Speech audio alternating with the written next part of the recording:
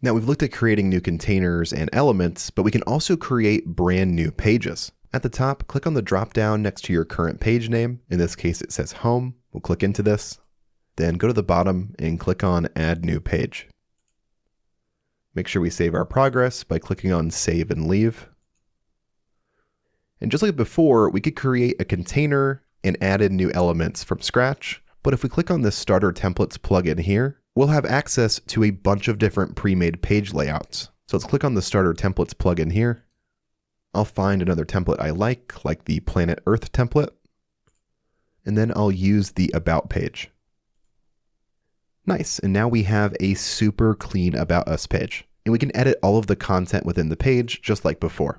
We'll also need to give this page a name. So let's go to the top and hit this gear icon here. And on the left, we'll change this page to say, Who are we?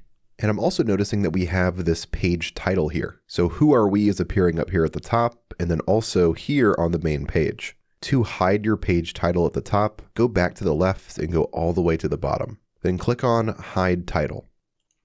And now that title has been removed. And the last thing we want to do is make this page public. Right now you'll see that it's set to draft. To publish it, just go to the top right and click on Publish. And there we go, our page is now live. To preview our changes, let's go back to the top right here and click on this eyeball button. And it's going to open up our website in a new tab and we can see our brand new page.